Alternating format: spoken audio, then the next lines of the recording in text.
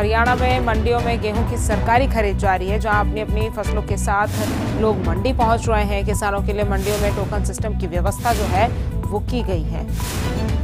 तो हरियाणा के मंडियों में गेहूं की सरकारी खरीद जारी है। अपनी अपनी फसलों के साथ मंडी लोग पहुंच रहे हैं। किसानों के लिए मंडियों में टोकन सिस्टम की व्यवस्था की गई है।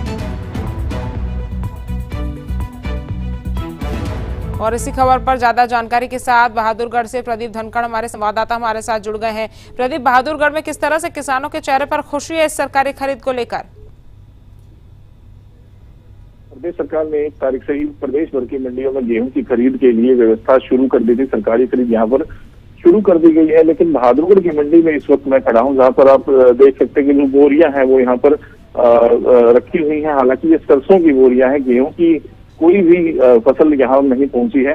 जितने भी तमाम किसान वो अभी कटाई का इंतजार कर रहे हैं। बहादुरगढ़ की बात की जाए तो यहाँ पर अभी फिलहाल फसलों की कटाई शुरू नहीं हुई है। गेहूं की फसल अभी काटना बाकी है और उसके बाद वो मंडियों में पहुंचनी शुरू होगी। ना तो कल किसी तरह की कोई फसल जो है बहादुरगढ़ मंडी पहुंची और ना ही गेहूं की फसल आज लेकर किसान मंडी में आए हैं।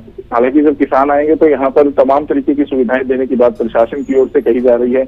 इतना ही नहीं, आढ़ती भी जो है वो गेहूं की फसल खरीदने के लिए पूरी तरह से तैयार है। इस बार जो किसानों को समर्थन मूल्य दिया जा रहा है वो 2275 रुपए दिया जा रहा है। पिछली बार की बात की जाए तो काफी मात्रा में यहाँ पर गेहूं की फसल पहुंची थी, जिसका उठान जो वो धीमी गति से हुआ था। लेकिन इस बार जो है वो प्रशासनिक अधिकारियों की अगर बात माने तो उनका साफ तौर पर कहना है कि मंडी से उठान की पूरी व्यवस्था कर दी गई है। हालांकि अगर मंडी की बात की जाए तो यहाँ पर अब भी सरसों की बोरियां रखी हुई है। गेहूं को रखने के लिए यहाँ पर जगह अभी पर्याप्त नहीं है। अगर कोई किसान फसल लेकर आता है तो उसकी फसल खरीदने का काम किया जाएगा, लेकिन तय मापदंड जो है उनके अनुसार यहाँ पर फसल खरीदी जाएगी। यानी कम नमी वाला गेहूं ही खरीदा जाएगा। जिसकी फसल में नमी ज्यादा होगी तो उस गेहूं को अभी फिलहाल नहीं खरीदा जाएगा, जिससे किसानों को थोड़ी परेशानी हो सकती है। प्रदीप, मंडियों में किसानों के लिए क्या कुछ व्यवस्था की गई है? क्योंकि बताया जा रहा है कि टोकन सिस्टम की व्यवस्था हुई और साथ ही साथ कितने संतुष्ट है किसान व्यवस्थाओं से भी?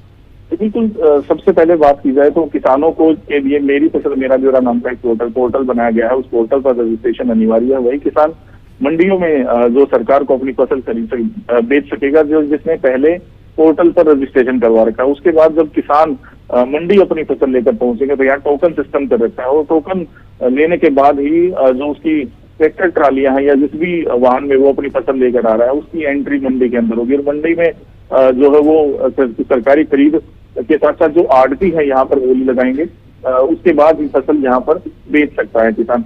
बात की जाए तो हैफेड इस बार यहाँ पर खरीद कर रहा है और लगातार प्रदेश सरकार जो है किसानों को तमाम सुविधाएं देने की बात कर रही है। मंडियों में सफाई व्यवस्था का पुख्ता बंदोबस्त किया गया है, पीने के पानी की व्यवस्था की गई है। इसके साथ ही किसान अगर रुकना पड़ता है रात को तो उसके लिए भी व्यवस्था करने की बात प्रशासन की तरफ से कही जा रही है। लेकिन अभी तक कोई भी किसान बहादुरगढ़ की इस मंडी में अपनी फसल लेकर नहीं पहुंचा है। यहाँ सिर्फ सरसों की खरीद हुई है। सरसों की बात की जाए तो करीब 6000 टन सरसों अब तक यहाँ पर आ चुकी है। ठीक है प्रदीप, तमाम जानकारी हम तक पहुंचाने के लिए आपका बहुत बहुत शुक्रिया।